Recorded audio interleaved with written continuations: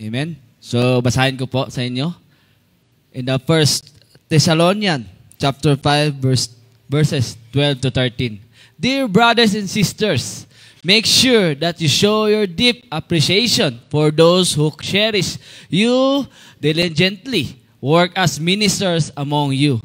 For they are your leaders who care for you, teach you, and stand before the Lord on your behalf. 13.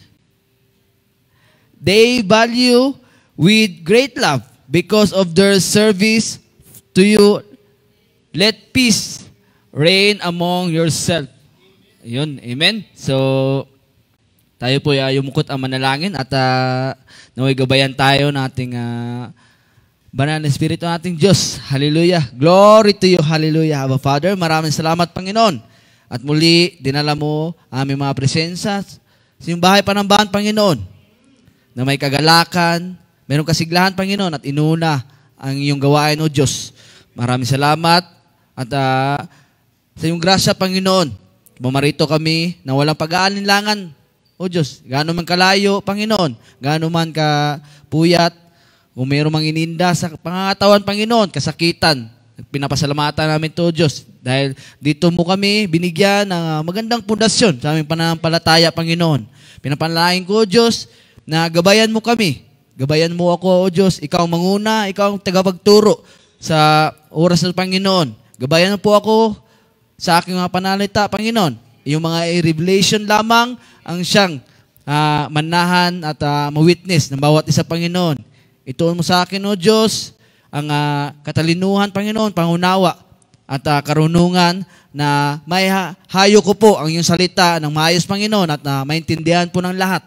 Maraming salamat, Panginoon. Dakilain ka sa pangalan ni Jesus. Amen at amen. So, pwede na po tayong umupo. Maraming salamat sa bawat isa. Amen. So, glory to God, no? Kasi hindi tayo nag-aalinlangan na pumunta sa iglesyang ito. At bagkus, no? Meron tayong selebrasyon.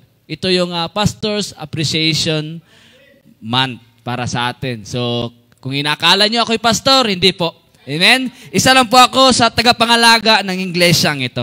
Amen? So, paalala ko lang po. Amen? So, as usual, no? Maraming salamat sa Diyos kasi ako po yung ginamit ulit, no? At masaya po ako dahil nandito po kayo, no? Nakapanayam sa ating presensya ng Diyos. Amen? So, basahin ko ulit ang fresh revelation na ating Panginoon. No? Dear brothers and sisters in Christ, make sure that you show your deep appreciation for those who cherish you diligently. Work as ministers among you, for they are your leaders who care for you, teach you, and stand before the Lord on your behalf. 13, they value you with a great love because of their service to you. Let peace reign among yourself. So, ito yung paalala sa atin ni Apostol Pablo. Amen? Na inihiling niya sa atin na dapat meron tayong papahalaga.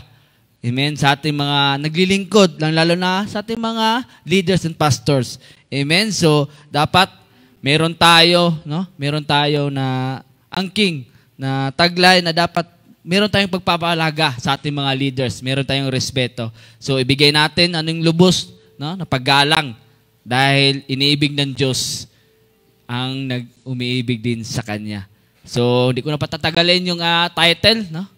A glimpse of a victor's crown for Christ champion. Amen? So, ang sulyap ng katagumpayan, corona, no? Para kay Kristo Jesus. So, meron lang po ako example, no? As a leaders, no? Sa iglesyang ito, no? Hindi po basta-basta lang po natin yun. Amen? Bagkus, ito po yung nagtatapos. Sa realidad naman po, no?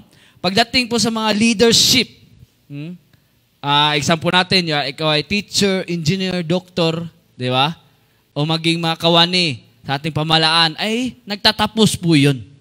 Amen? But this scripture said that they have a leaders that unending, no, profession, which is those who lead the gospel of God. Amen? At yun po yung mga ating mga pastor. So palakpakan po natin ating mga pastor. Amen? Kasi bakit hindi po nagtatapos? No? Bagkus, yan po, no? Ang kanilang estado sa buhay upang mapalaganap ang salita ng ating Diyos. Amen? At sila po yung ginamit nating Panginoon. At alam po natin na ang pagtawag sa atin ng Diyos ay wala po sa anumang kanyuan. Wala po sa iyong posisyon. Wala po sa anumang yung kayamanan o katalinuhan. Bagkus, pinili ka kasi mayroon kang kwalipikado sa Kanya. Amen? This passage, this message remind us the significance of our leader and the role to play in guiding and equipping on us on a spiritual journey. So makikita naman natin at mapapansin kung gaano po yung mga itinuturo sa atin ating mga leaders. Amen? To guide you, to be equipped. Kasi alam nila na hindi magtatagal sila sa mundo. Amen? Bagkus dapat meron silang susunod. Amen? So, the importance of this topic is how we reflect and how we support and honor our church leaders.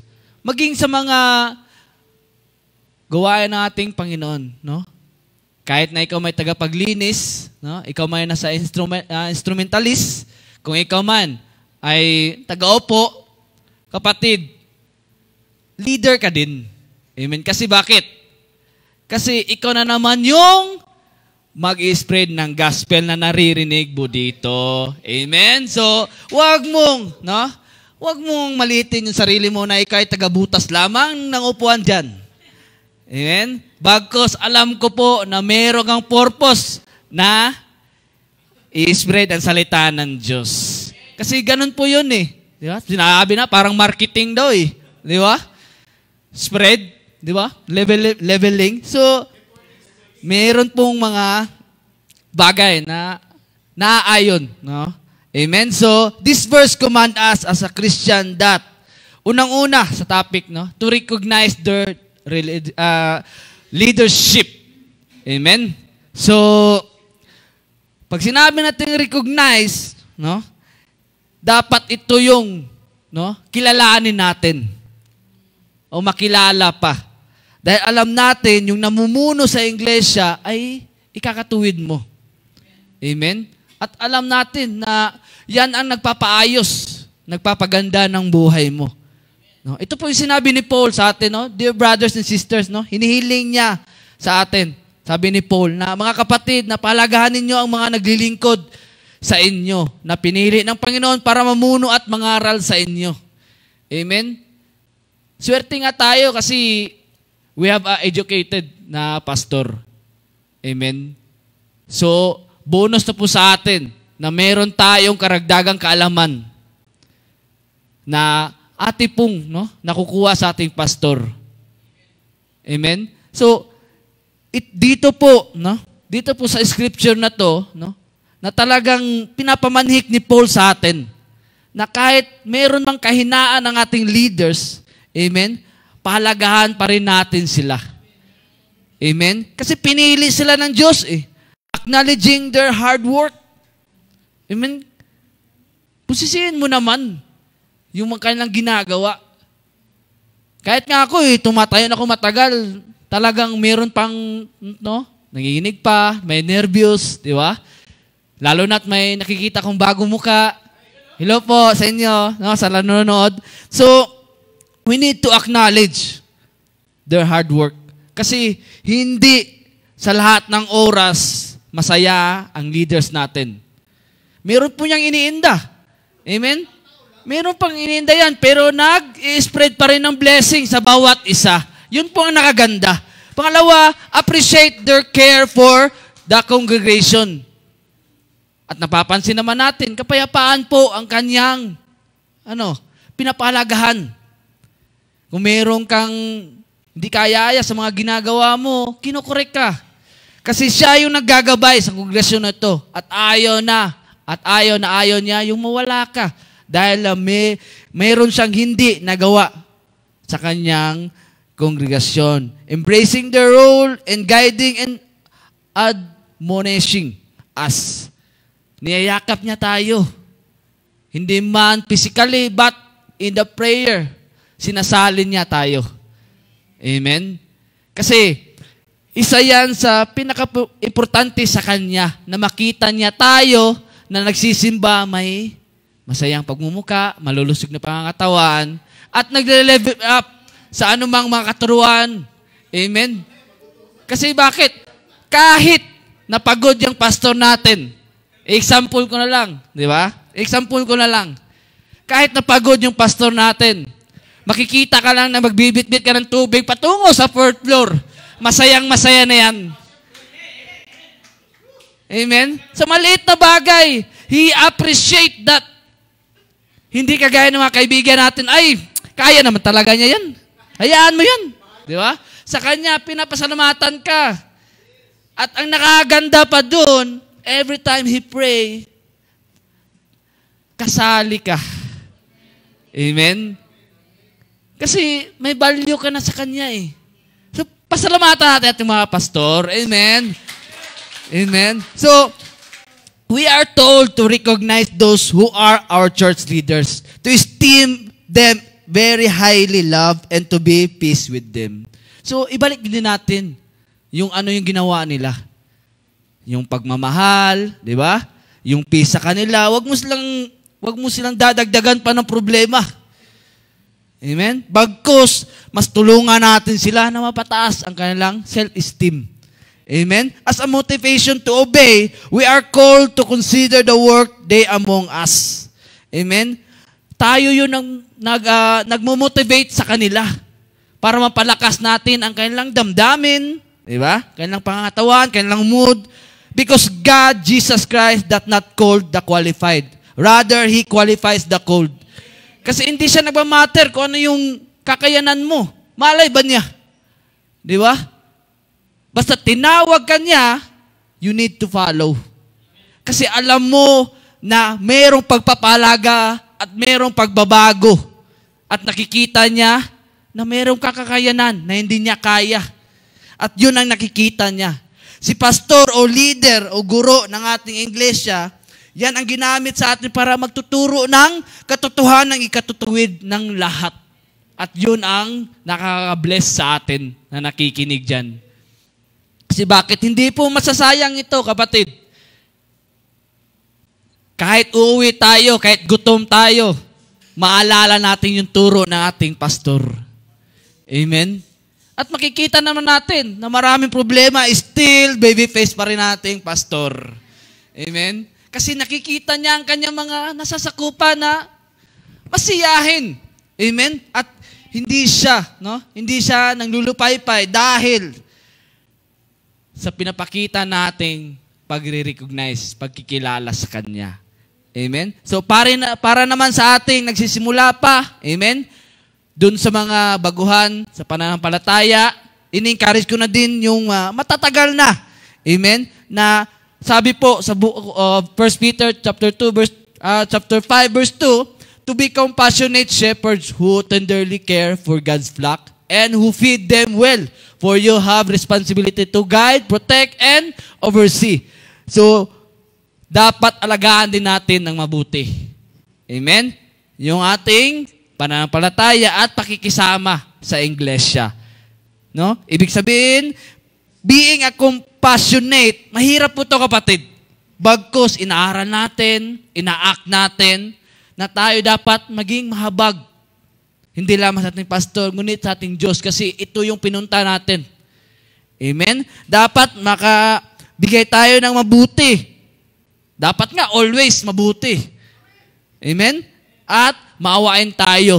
Dapat meron tayong puso na alalahanin ang bawat isa. Amen? Kasi hindi po natin alam na pumunta ka dyan. Kasi sinabi kasi ni kapatid na iiwan ko muna yung problema sa bahay. No? So dapat dalhin natin yan. Kasi bakit? Mas magandang marami ang tumutulong sa iyo. Amen? So dapat taos puso ninyo, no? O tayo, na pangangalagaan ang iglesia, maging ating mga leaders. Kasi ito ang nais ng Diyos. Amen? Isa ito na nagtutuwid sa atin. Yung dati na hindi ka marunong maglinis, magluto, mag-instrumento, praise God, ngayon, matututo ka.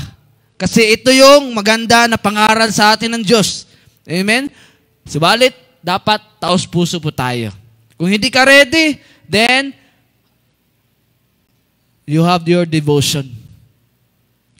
Aralin natin ang salita ng Diyos, basahin natin ang kanyang mga salita. At hindi dahil na napipilitan lang tayo o kayo, o dahil may hinintay kayong kapalit, kundi dahil nais talaga ng Diyos o tayo na makatulong. Amen? So sabi nga, consider it joyous pleasure and not merely a religious duty. Hindi lamang na upo ka na lang, makikinig, tapos na. Amen? Bigyan mo din ng value o saysay. Kasi mula nung pagdating mo dito, meron kang ng effort eh. Kung nabasa ka naman lang, maligo ka na. Para pagkatapos, malinis ka pa. Amen? So dapat wala tayong binabalak, no? O may hinintay na kapalit sa pagtulong. O wag tayo maging abusado. Kahit alam natin na paborito tayo, lagi tayong tinatawag, no? Ikaw na muna dyan, Coach Jeff. Ikaw muna dyan, Coach Remel. Pero wag ka din maging abusado. Kasi bakit? Yung pagiging, no? Ikaw na din yung isa sa magiging leader in the future. So dapat ina-act mo yung pagsasayos sa iglesia. Amen? So kaya alagaan natin ang pamumuno ng isang mga leaders, guro o pastor. Para, no? Dahil hindi biro ang mga tinatahak nila. Amen? So the good thing is, meron tayong mga leaders na nagpapaalala sa atin. Amen? Bagkus, kahit na mag-absent ka, we have online. Nandun pa na si pastor, nakikita mo. Naroon pa rin yung mga katuruan. Kung di mo man makita si pastor, you have a Bible apps. Sayang naman yung 32 GB, 64 GB o mga pro na phone mo kung di naman nagagamit. Nag-i-scroll ka lang. Di ba? So, that's how we recognize our leaders and take good care of others. Kasi, balang araw, kahit hindi mo sabihin na, ay, ayaw ko niyan. Kasi natatakot ako, naiiya ako. Kapatid, hindi kahayaan ng Diyos na andyan na uupo ka na lamang. In the future, no, you have a stepping stone. Kasi una lang yan eh. No, praise God nga, di ba? Si Ate MJ. No? Kasi kailangan lang po yan, no, i-develop yung skills, yung talent mo, the way na you act. Kasi, in-example ko din sa sarili ko, hindi ko ganito eh. Mapiyar na po ako. Pero mahihain po talaga. Mahihain pa to. Wala pa, kunti lang yung confidence ko. Amen? Kasi sa the way niya you talk, yung sinasabi na you are speaking the word of God, yung the way na maniniwala kaya sila sa akin, nakikita nila na, yung taong yan, di ba? Mabisyo, pero ngayon nagsiservisyo na sa ating Diyos. Amen? At yun po nakaganda. Bakit? Yun po nakaganda kasi we are recognizing the work of God, lalo na sa mga leaders. Kasi doon tayo patutungo, meron tayong, no, minomodel. Magiganyan ako balang araw. Amen? So pangalawa, no? They are your leaders. No? They are your leaders who care for you. Ito po yung nakaganda. Meron ka ng leader na nagpapayo sa iyo, no? Nangangalaga pa. Saan ka pa? No? Saan ka pa? Meron ng pamilya ating pastor, pero kaya pa rin tayo niyang alagaan. Amen? Hindi man tayo literal nahahagkan. Bagkus sa mga salita ng Kanya na i-reveal sa Kanya ng Diyos, doon tayo, no? Doon tayo nakaka-feel na mayroong pagmamahal sa ating mga leaders. Amen? So, katulad sila ng mga tupa at kayo ang mga tagapag-alaga sa book of 1 Thessalonians chapter 5 verse 12. Amen? So, dapat, no? Regarding our leaders with love and respect. No? Tuunan natin ng pansin yun. Kasi hindi lamang na joke-joke to. Hindi lamang na biro-biro to.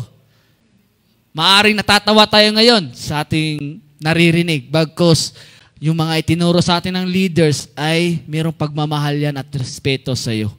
Kasi hindi niya tinitignan kung ano yung anyo mo. Magaling ka man, matalino ka man, hindi man ganun, yung pangangaral mo kapatid, we are the same sa kanyang paningin. Recognizing the unique call and responsibility they carry. No? Palagaan natin yung mga dinadala nila. Ating mga leaders. Yun nga sabi ko kanina, di natin alam na merong mabigat na dinadala ating pastor. Bagkus nag-spread pa rin ng blessing. Amen? Nag-spread pa rin siya ng blessing. Saan mo makikita yung ganung tao, di ba?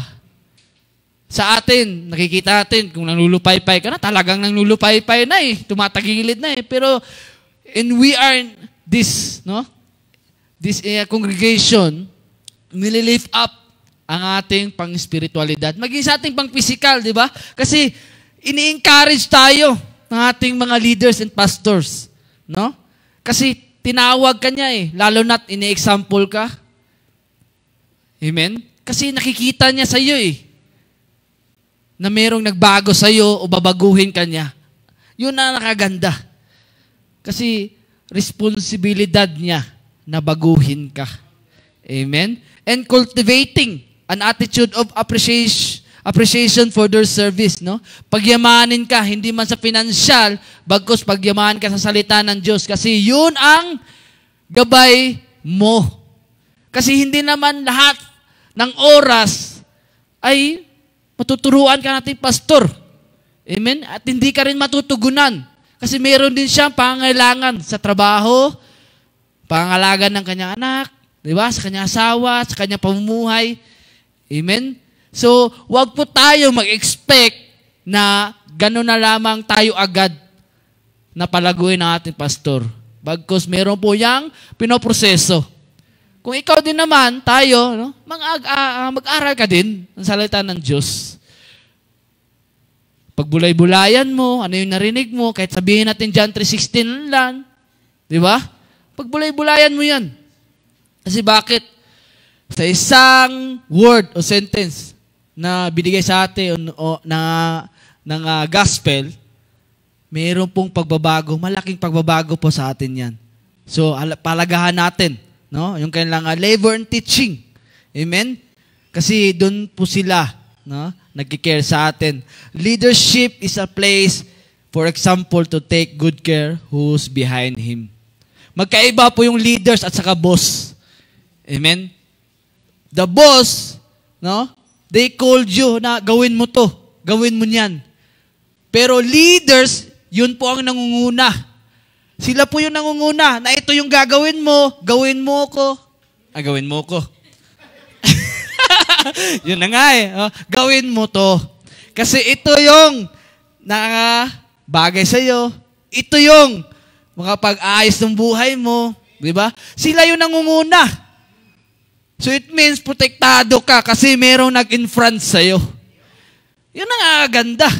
Amen? The way na halimbawa natin, sino nakasakay ng kabayo o kalabaw, yung driver, di ba? You are trusting that person na magdadrive sa'yo, di ba? So, ganun pala. So, you are protected and nag-guide sa'yo. So, that's the example that He take good care to you. Amen? So, warning naman sa mga nagtuturo, sa leaders dyan, don't be controlling tyrants, but lead others by your beautiful examples to the flock. So, wag po tayo maging abusado, wag tayong maging maghari-harian. Amen? Kahit sabihin natin na meron ka ng tungkulin sa iglesia, meron ka ng ginagawa, o ikaw na isa sa mga leaders. Amen? So, wag po tayo na maging mapagmataas. Kasi alam natin, yung masyadong mapagmataas ay binababa natin Diyos.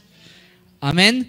So, to those who obey, sabi po sa 4, and when the shepherd's king appears, you will win the victor's crown of glory that never fades away. So, ito po yung tayo, no? Na nag-obey, nagpa-follow. Amen? Kasi pagdating ni Kristo, no, ang siyang tagapangalaga sa atin, tatanggap tayo ng gantimpalang napakaganda at hindi kukupas kailanman, which is the eternal life. Amen? Kasi yung mga tinuturo dito, hindi lamang na pagsasayos sa buhay realidad o sa mundong ito, which is you invest a good thing to the place of God, which is the eternal life. Amen? So the work of pastor or elders o maging sa mga teachers ng iglesyang ito, teaching us a spiritual eternity benefits. Amen? So pagtatrabaho nga, di ba? Pag nag-i-endo na tayo, meron tayong nakukuha ang benepisyo. How much more ito? Amen? Which is, in a second life, you are already ready. Mayaman ka na doon, kapatid. Sinabi nga sa scripture, di ba? Doon sa lugar na yon, wala nang kasakitan, iyakan, puro kaligayahan. Naroon na po, kapatid. So wag po tayo masyado na mag-imbak ng kaligayahan sa mundong ito. Amen? Bagkus, those invested dito, mas invest natin sa second life. Amen? Because sa pagtuturo ng ating mga leaders dito, he or she, kasi meron din mga pastora, he invested you a great commission, which is eternal life. Pag sinabi natin great commission, wala kang nilagay dyan, pero merong balik sa'yo. Meron kang ganansya. Saan ka pa? Nagninegosyo ka. Amen? Umupo ka lang, nakinig ka lang. That's your investment. Pero merong malaking balik sa'yo. Hindi ka malulugi. Great Commission nga eh. Di ba? Walang bankruptcy yan, mga kapatid. Bagkus, sa sarili mo, doon ka yumayaman. Kasi mapapansin mo na lamang yan sa mga surroundings mo. Wow naman, Kuya Jeff. Kahit tagilid tayo, talagang naroon pa rin yung pagtatuwid, pagkatayo, no? Pagtutuwid sa sarili natin na dapat nating ipamumuhay sa iba. Kasi yun ang wala sa iba na meron tayo. Amen? So, pangatlo, then, they value you with a great love. Sabi ko nga, may pagmamahal yun. Amen? Kahit pinagalitan ka. Di ba? Kasi yun po nakaganda eh. Nire-review ka kasi mahal ka. Oo, totoo po yun. Kasi kung hindi ka pinapalo ng ina mo, hindi ka kinukurot. Di ba? Alam mo na. Kasi pag tinutuwid ka ng isang tao, o maging sa kapatid mo, no? O nakakatanda sa'yo, yun nga, yung mga leaders natin, isa yung hudyat na masisira ang buhay mo. Kaya makinig ka, kapatid. Amen? Kasi alam na nila. Kasi doon na sila nanggaling eh. Pabalik-balik nga eh. Di ba? Amen? So, sabi mo niya sa book of 1 Thessalonians, chapter 5, no? Verse 13, no? They value you with a great love because of their service to you. Let peace reign among yourself. Amen? May value ka, kapatid. No? Kung pang-physical nga, di ba? Magkano yung puso ngayon, transplant? Magkano yung kidney? Mahal nga yun. Di ba? Lalo na, no, sa buong pagkatao mo na nakikita sa'yo ng leader mo na may kakayahan ka. No? Magstay ka lang. No? I will give you the sustain na para kahit papano, hindi ka masyadong mahirapan kung ano man yung mga pinanghahawakan mo. Bagkus, mas maganda nga, idulog mo lahat yan, ibigay mo. Di ba? Kasi the way na magbibit-bit ka ng packbag na yan, na puro problema, ang bigat eh. For how many months, years mo dinadala yan, di ba? Why do you like na you need another thing, like luggage, di ba? Para mas maganda yung, di ba? Kasi, ang tao talaga, siya lang talaga yung nagpapahirap sa kanyang sarili, kagaya kagabi. Di ba? Akala naman, sinipa ko pa yung galon. Pwede naman bitbitin, di nabasag. Di ba? So, yun po ang lesson sa atin. Yun po ang lesson. That if we not value ourselves, kasi nakikita nga ng pastor, binavalue ka niya, ikaw pa sa sarili mo. So dapat, you need to value yourself kung ano yung nakakapagpagaan ng loob mo, ano yung nakapagpabago sa'yo, di ba? So, we need na He or establishing and peace and unity within the church community, dapat sumunod ka rin. Kung alam mo na yung tinuturo sa'yo ng yung leader, pastor, ng kapayapaan o pagiging unity, kasi the church is not only church. This is family. Your second family. Kung sa first family mo, hindi ka tinuruan ng pagbabago, pagtutuwid, kasi nga, merong iba sa atin, hindi naman talaga not perfect. Merong broken family, di ba? Meron sa atin na born na wala nang nanay-tatay. So this is the place, safe place nga, sabi, di ba? Kasi sa labas, disgrasya.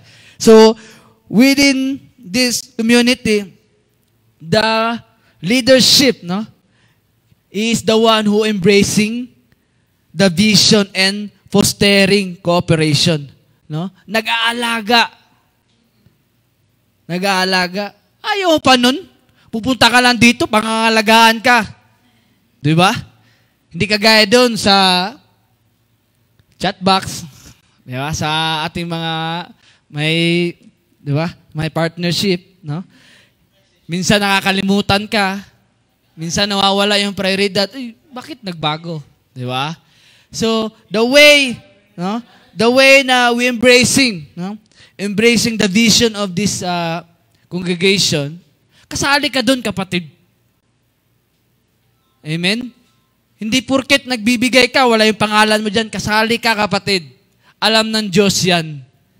Amen? Kahit sabihin natin, wala kang binigay na tithes and offering, but you still, yun nga, sinabi ni Kuya Moy, you still sacrificing yourself as a living and holy to God. Yun na po ang nakaganda doon. Kasi, bakit? Binigay mo na yung kalakasan mo sa Diyos eh. So, huwag mo na hintayin na magiging malumpo ka pa, mawalan ka ng paningin, mabingi ka, di ba? As long na meron kang kalakasan, kapatid, you need to establish that. Amen? At sa mga tagasunod naman, no? Sa chapter 5, amen? Sa verse 5, no? In the same way, the younger ones should willingly support the leadership of the elders. Amen? Yung mga kabataan, no? Magpasakop tayo sa mga pinuno na iglesia. Amen? It doesn't mean na young or kabataan, didn't mean na yung binata o dalaga. Amen? It just mean na yung mga bago sa pananampalataya at malalakas pa sa pang-physical na pangangatawan. Bakit? Kasi pag bago ka, madali ka pang baliin. Amen? Kung meron kang kalakasan, meron ka pang i-adjust. Kasi mahirap naman yung naka-wheelchair ka na, di ba? Maglilinis ka, mahirap na yun, di ba? So, ito yung pinapamanik sa atin ni Peter. Amen? So, kusang magpasakop. Give your sincerity. Amen? Kasi alam mo, hindi ka binibiro na yung leaders eh. Bakit mo naman lulukuhin? Maging sarili mo. Di ba? Naligo ka nga, di ba? Pumunta ka dito, nag-effort ka, then, do your best na ma-please ang Panginoon. Hindi na lamang sa ating pastor. Kasi nakabate tayo sa ating Diyos. Amen? To all in you, to their faith must be submit to leaders and follow Jesus' teaching. Kasi, si Peter naman, yung nangisda siya, di ba? Hindi naman niya namalaya na si Jesus na pala yun. Pinakita lang niya yung miracle na pagkuha sa dun sa net. No? Nakakuha siya ng napakarami isda. So the way na inaalok na tayo ng ating Panginoon, ating mga pastor, na magsimba tayo, if you have available time, no? Siyasatin natin, no? Na dapat I'm present kasi ito yung kailangan ko eh. Kung hindi mo pa alam kung ano yung mga yung gusto mo talaga sa buhay mo, di ba? Then try, no? The presence, no? Na meron tayo, no? Meron tayong makikita na makapagbabago sa buhay natin. Amen? Humble or humility in the Bible is presented as a practice of meekness. Amen? Kung tayo magiging humble, no? Maawain sa ating, meron tayong pagmaamo, amen? Ito yung nagpa-practice sa atin. Amen? And obedience to God, respect of self and others, submissive, no? Na dapat meron tayong pagkamasunurin. Amen? That's how we should show love each other and everyone. Kasi hindi lamang na si pastor ang lamang na mag-care sa atin. Hindi na lamang si pastor yung mag-alaga sa atin. Amen? So, paano na lang yung pamilya ni pastor? Paano na lang kanyang mga English, yung mga instrumento, maglilinis pa siya, di ba? Yung pag-arrange, yung pag-devotion niya, di ba? So, kailangan natin tulungan ang ating mga church leaders, teachers, and pastor. Amen? So, lalo na sa meron ng katungkulan, amen? Kagaya ko, kay Kuya Ramel, kay Kuya Moy, at Jem, amen? At sa iba pa, no? Kati Kring, Ate May, amen? So, mas maganda na mas enhance pa natin ang ating pamumuhay kasi we are modeling to others. Amen? So, kung meron man na, tawag ito, yung pag-aanilangan, kasi nga, di ka pa ready, di ba? Then, go to our leaders or pastor para may kayat, may panalangin, kung ano mo yung mga gusto mo sa buhay mo. Amen? Kasi being a leaders, hindi po basta-basta. Kasi ikaw po yung mangunguna na nagpapastol. Amen? At hindi yung boss na tatawagin ka lang at gawin ito. Kasi Jesus Christ did not teach that. He always lead us. Amen? In this conclusion, patapos na. Yan. Patapos na. Time check, 12. Maaga pa. Akala ko mahaba eh. Amen? So, in these scriptures highlight the importance of honoring and supporting our church leaders. Amen. So, the importance of this, we need to honor and give support to our leaders. Amen. As a congregation, we must recognize their tireless effort. Amen. Appreciate their loving care and value their guidance and admonishment. Yung pag-alala sa atin. Yun yung sabi, di ba? Na kahit papaano, nakikita ka pa rin ng pastor. Minsan nga, pag hindi ka makapag-church ng 2 days, 3 days, di ba? Kinakamusta ka. Amen? Pinapasahan ka ng mga scripture to encourage you. No? Na dapat mas mag-aalab pa. Kasi mahirap po yung nasa gatungan ka na, hiniwalay ka, di ba? Mamamatay ka. So, dapat bumalik ka para mag-aalab ka ulit.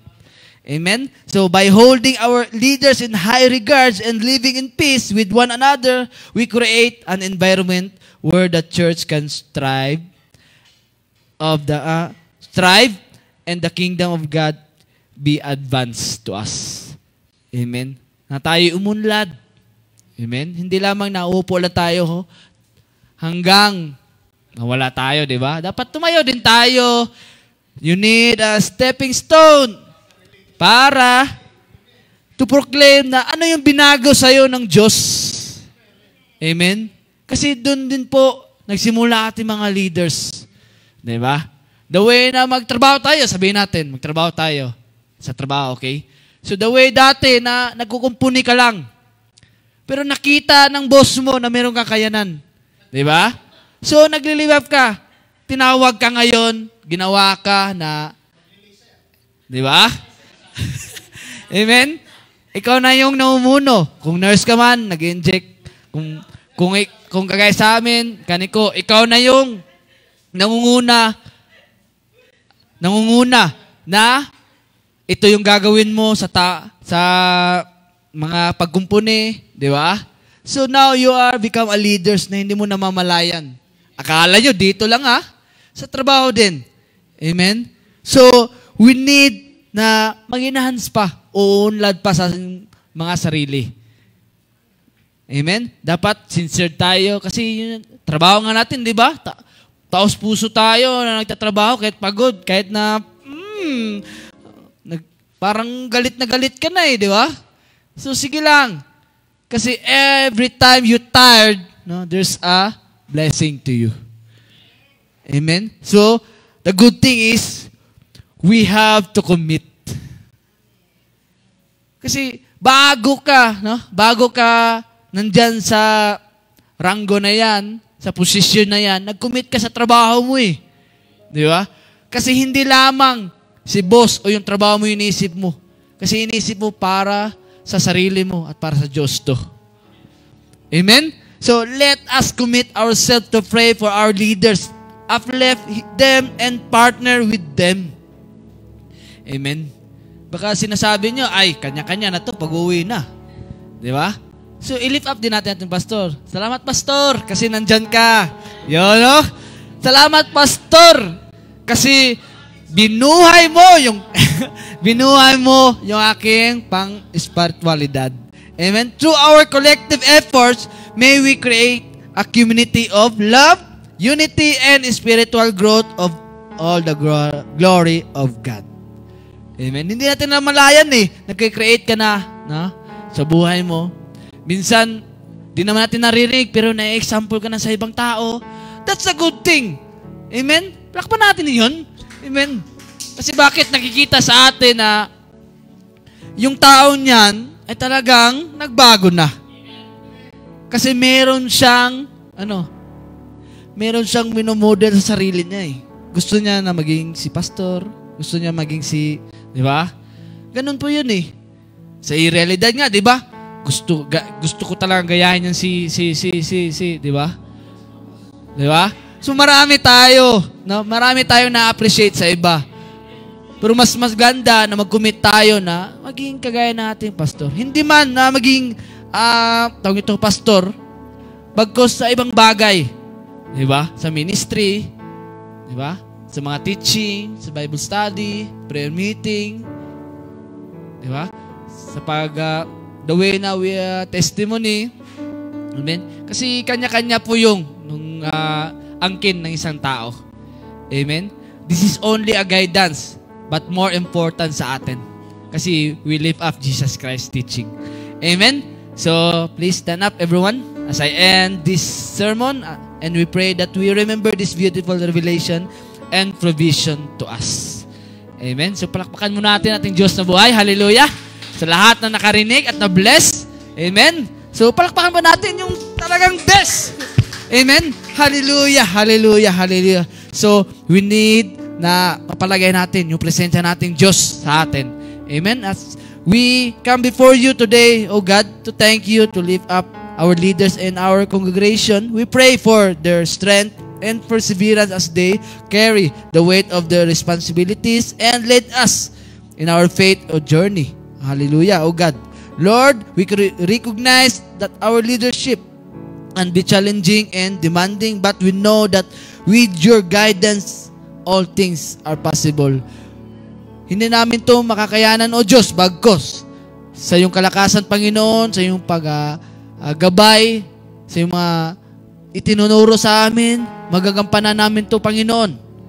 Alam namin na paunti-unti, glory to glory, Panginoon, ibibigay mo yung yung purpose para sa amin, Panginoon. And to those leaders, Panginoon, at nag-i-aim na gusto na tumayo at mag-spread ng salita, Panginoon, na grant them physically, mental, and emotional strength. Oh God, they need to fulfill their roles effectively, strengthen their hearts, and minds, that may be remain steadfast in their commitment to serving you and leading your people.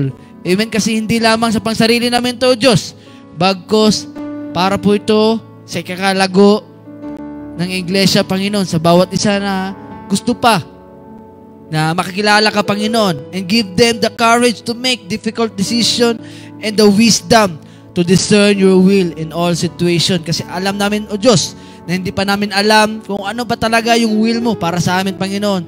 At ito'y patuloy kami na nalangin sa iyo, Panginoon, na encourage us, Panginoon, turuan mo kami na mangusap sa iyo, O Diyos.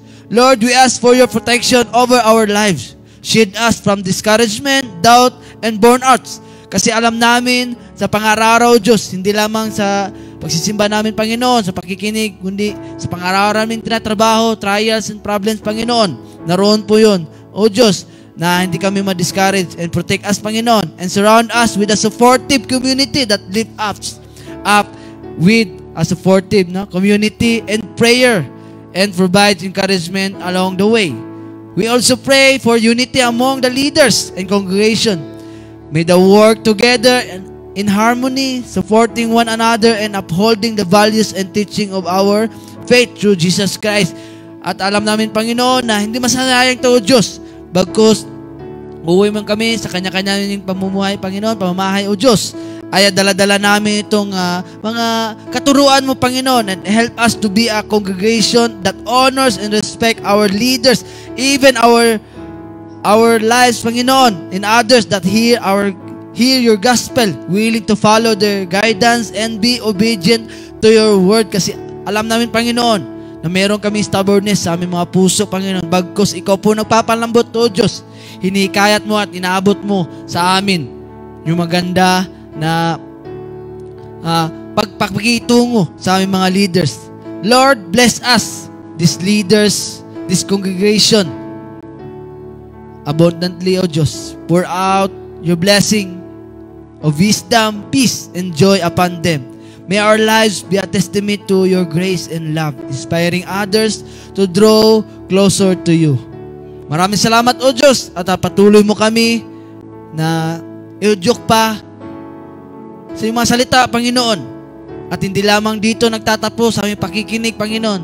Bagkus, ito yung panimula namin, napapagulag-bulay, pagde-devoted sa iyong mga salita, O Diyos. Connection sa mga leaders. At hindi kami mahihiya, Panginoon, na idulog kung ano mo yung mga trials namin sa buhay, Panginoon.